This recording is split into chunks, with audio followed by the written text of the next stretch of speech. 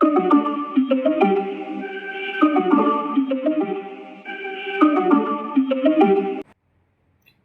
Students, welcome to your channel PRP math class में। आज के वीडियो में for class 9 chapter 1 number system part 14 में laws of exponents for real number को explain करने वाला हूं और प्रीवियस वीडियो में रेशनलाइजेशन टॉपिक को एक्सप्लेन किया था। जिन बच्चों ने अभी तक उन वीडियो को नहीं देखा है वे बच्चे उन वीडियो को देख सकते हैं, जिसका लिंक डिस्क्रिप्शन बॉक्स में दे दिया गया है। तो आइए देखते हैं laws of exponent for real number. तो सबसे पहले ये जानें कि एक्सपोनेंट या पावर या इंडेक्स, एक्सपोनेंट का ही दूसरा नाम है पावर, उसी का तीसरा नाम है इंडेक्स, क्या होता है, इसका डिफिनीशन क्या है। What is an exponent? For any real number A and A positive integer n, कोई रियल नंबर a और कोई positive integer n, we define a to the power n as a to the power n equal to a into a into a into dot dot into a n times। Means कोई real number a है और कोई positive integer n है, तो हम define करते हैं a to the power n को, क्योंकि a to the power n को यदि n 5 है तो हम a को 5 टाइम्स लिख सकते हैं, n 10 है तो 10 टाइम्स लिख सकते हैं, n यदि 100 है तो 100 टाइम्स लिख सकते हैं। ये a जितना बार होगा उतना टाइम्स लिख सकते हैं, ठीक है। Here in a to the power n, यहाँ a to the power n में a is called the base, a को हम कहेंगे base, and n is called the exponent और n को कहेंगे एक्सपोनेंट या पावर या index of the nth power of a। इसको पढ़ेंगे a to the power n या nth to the power a, ठीक है। तो हम इस तरह से समझ गए एक्सपोनेंट क्या है या पावर क्या है या इंडेक्स क्या है। For example 2 into 2 into 2 into 2 into 2, ये 5 टाइम्स है, इसको लिखेंगे 2 टू दी पावर 5। यदि ऐसे लिखा हुआ है इसको हम प्रोडक्ट फॉर्म में बोलेंगे, और इसी को जब हम ऐसे लिखते हैं तो उसको बोलते हैं exponential form. Here base equal to 2 and exponent equal to 5। यहाँ 2 को हम बेस कहते हैं और 5 को एक्सपोनेंट कहते हैं। क्लियर? तो हम समझ गए कि एक्सपोनेंट क्या है, उसका एग्जाम्पल। अब हम समझते हैं लॉज ऑफ एक्सपोनेंट। ये लॉज ऑफ एक्सपोनेंट कोई नया टॉपिक नहीं है, इसको हम क्लास 7 और 8 में भी पढ़े हैं, लेकिन क्लास 7 और 8 में जो हम लॉज ऑफ एक्सपोनेंट पढ़े हैं वह फॉर रेशनल नंबर, लेकिन क्लास 9th में जो हम लॉज ऑफ एक्सपोनेंट पढ़ेंगे वह for real number. Laws of exponent for real number, real number के लिए laws of exponent.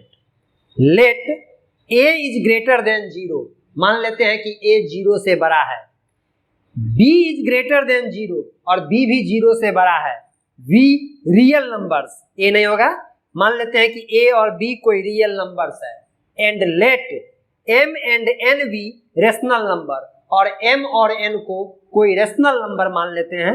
Then number 1 a to the power m into a to the power n equal to a to the power m plus n। Means जब base same रहेगा तो multiply में power का sum हो जाएगा। Clear?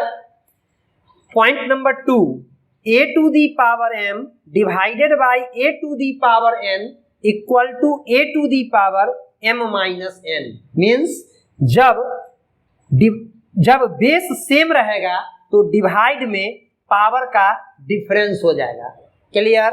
Point number 3, a to the power m whole to the power n equal to a to the power m into n equal to a to the power mn। Number 4, इसमें हम क्या देखे थे कि base same है और exponent अलग अलग है, लेकिन इसमें देख रहे हैं कि एक्सपोनेंट ही सेम है और बेस अलग अलग है, तब क्या हो जाएगा a to the power m into b to the power m equal to a into b और m कॉमन लेंगे whole to the power m, a b पर पावर m हो जाएगा। Clear. Point number 5, a to the power m divided by b to the power m। इसमें क्या था कि base same था तो और पावर अलग अलग था डिवाइड में, यहाँ क्या है कि पावर सेम है और बेस अलग अलग है डिवाइड में, तो क्या हो जाएगा a by b whole to the power m, एक m कॉमन ले लेंगे। Number 6, a to the power minus n, a to the power minus n, तो ये रेसिप्रोकल का सिंबल है, इसको हम लिखेंगे equal to 1 by a to the power n। और number 7, a to the power 0 equal to 1। इस तरह से हम ये टॉपिक लॉज ऑफ एक्सपोनेंट देख लिए।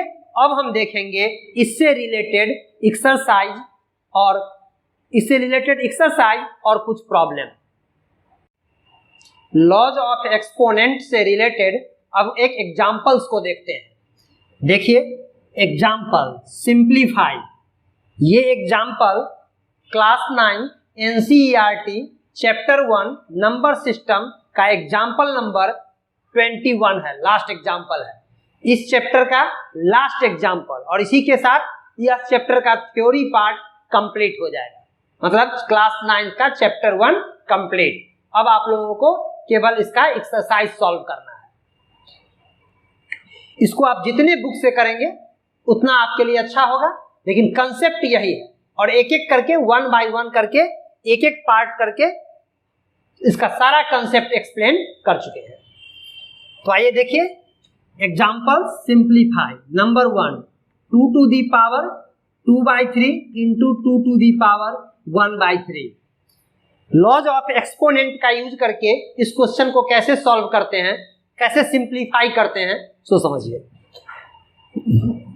3 to the power 1/5 whole to the power 4। Number 3, 7 to the power 1/5 by 7 to the power 1/3। Number 4, 13 to the power 1/5 into 17 to the power 1/5। Solution number 1, 2 to the power 2/3 into 2 to the power 1/3। तो एक formula explain किए हैं, x to the power m a to the power m into a to the power n equal to a to the power m plus n। तो यहाँ हो जाएगा 2 to the power 2/3 plus 1/3।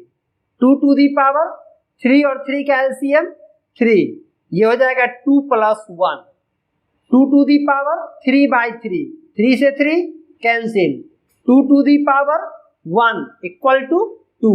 हम क्या देख लिए कि लॉज ऑफ एक्सपोनेंट का यूज करके जब इसको सिंप्लीफाई किए तो आंसर 2 हो गया। अब next question, 3 to the power 1/5 whole to the power 4। इसको हम किस फॉर्मूला से, किस लॉज से बनाएंगे? एक लॉज लिखवाए थे a to the power m whole to the power n equal to a to the power m into n। Clear. तो यहाँ a का वैल्यू हो गया 3, 3 to the power 1/5 whole to the power 4 equal to 3 to the power 1/5 into 4 equal to 3 to the power 4 1 जा 4 by 5, 3 to the power 4/5। Number 3, 7 to the power 1/5 by 7 to the power 1/3। जब यहाँ base same है तो divide में power का difference हो जाएगा। एक लॉ है a to the power m divided by a to the power n equal to a to the power m minus n। तो यहाँ हो जाएगा 7 to the power 1/5 minus 1/3 equal to 7 to the power 5 और 3 का LCM 15। 15 में 5 से divide करेंगे, 5 3 जा 15, 3 1 जा 3 माइनस 15 में 3 से डिवाइड करेंगे, 3 5 जा 15, 5 1 जा 5, 7 to the power 3 minus 5 minus 2 by 15। Clear. तो हम ये लॉ ऑफ एक्सपोनेंट का एप्लीकेशन भी देख रहे हैं। कि लॉ ऑफ एक्सपोनेंट का यूज करके प्रॉब्लम को कैसे सॉल्व किया जाता है। Number 4, 13 to the power 1/5 into 17 to the power 1/5 equal to, यहाँ क्या देख रहे हैं कि बेस डिफरेंट है और एक्सपोनेंट सेम है, तो क्या करेंगे इस केस में कि एक्सपोनेंट कॉमन ले लेंगे, तो ये हो जाएगा 13 into 17 whole to the power 1/5। एक लॉ एक्सपोनेंट किए थे कि a to the power m into b to the power m equal to a into b whole to the power m, ये हो जाएगा 13 into 17 equal to 221 whole to the power 1/5। और इसी के साथ क्लास 9 चैप्टर 1 नंबर सिस्टम का theory complete. इसको और एनसीईआरटी से लगभग हर टाइप का कंसेप्ट और हर टाइप के प्रॉब्लम को सॉल्व कर दिए। यदि वीडियो अच्छी लगी हो तो वीडियो को लाइक करें, जिससे मेरा मोटिवेशन बना रहे। यदि आप इस चैनल पे नए हो तो चैनल को सब्सक्राइब करें और वीडियो को ज्यादा से ज्यादा शेयर करें। तो आज के लिए इतना ही, थैंक यू।